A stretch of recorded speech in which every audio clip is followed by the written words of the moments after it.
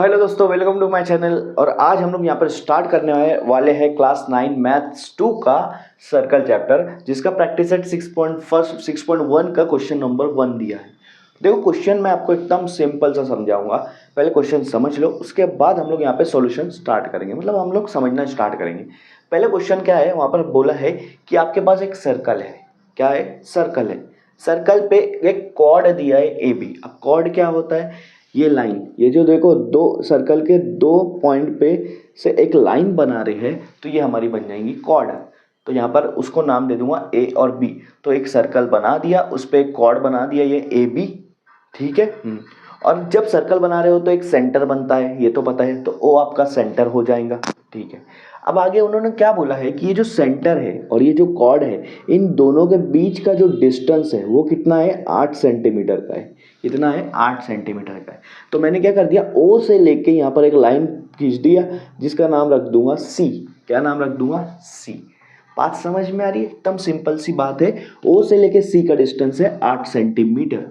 अब मुझे एक बात बताओ, और एक और चीज़ बात करें, यहाँ पे बोला है कि length of chord A B is 12 centimetre. A से लेके बी तक 12 सेंटीमीटर है। ए से लेके बी तक कितना है? 12 सेंटीमीटर।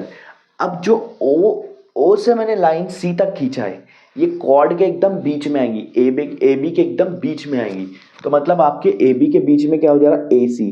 तो ए से लेके सी तक का डिस्टेंस कितना हो जाएगा? ए बी का हाफ हो जाएगा। ए बी का क्या हो जाएगा? हाफ, मतलब ए बी का आधा। ठीक है। ए बी जितनी है उसका आधा। अब ए बी कितना है आपके पास? हाफ लिखना मतलब आधा हो जाता है। ए बी कितना है आपके पास? बोला है 12। तो 12 का आधा करूंगा तो कितना हो जाएगा? 6 सेंटीमीटर। मतलब ए से लेके सी तक कितना है आपका? 6 सेंटीमीटर है। क्यों? क्योंकि ये जो लाइन आ रही है, सेंटर से लाइन आ रही है, और सेंटर से लाइन आ रही है, इसका मतलब वो बीच में ही कट करेंगी, इसलिए ए से लेके सी को बीच में आएगा, आधा हो जाएगा। समझ में आ रहा है? कॉर्ड को आधा कट कर देंगे। ए सी मिल गया मेरे को। ठीक है। क्वेश्चन बोला है कि डायमीटर निकालो। डायमीटर निकालो। अब डायमीटर से पहले मैं यहाँ पर रेडियस निकालूंगा। क्या निकालूंगा? रेडियस। अब अगर आप देखोगे, ओ से लेके ए तक के, ओ आपका सेंटर है, ए आपका सर्कल का पॉइंट है। तो जब सेंटर और सर्कल के पॉइंट को जोड़ते हैं तो बन जाता है रेडियस। क्या बन जाता है? रेडियस। ओ से लेके जब मैं ये ए तक जोड़ूंगा तो क्या बन जाएगा? रेडियस। तो आप अगर देखोगे, यहाँ पर एक राइट एंगल ट्राइंगल बन गया है। राइट एंगल ट्राइंगल, क्योंकि देखो आपका ये जो ए सी है, ए सी, और ये जो आपका ओ सी है, ये दोनों एक दूसरे को परपेंडिकुलर है। क्या है? परपेंडिकुलर। ठीक है। क्योंकि सेंटर से जो लाइन निकलती है वो कॉर्ड को टच करेंगी यहाँ पर, तो ये हो रहा है परपेंडिकुलर। ठीक है। मतलब ये 90 डिग्री है, ये 90 डिग्री है, तो ये आपका ओ ए जो हो जाएगा हाइपोटेनियस हो जाएगा, मतलब रेडियस आपकी हाइपोटेनियस है। ठीक है।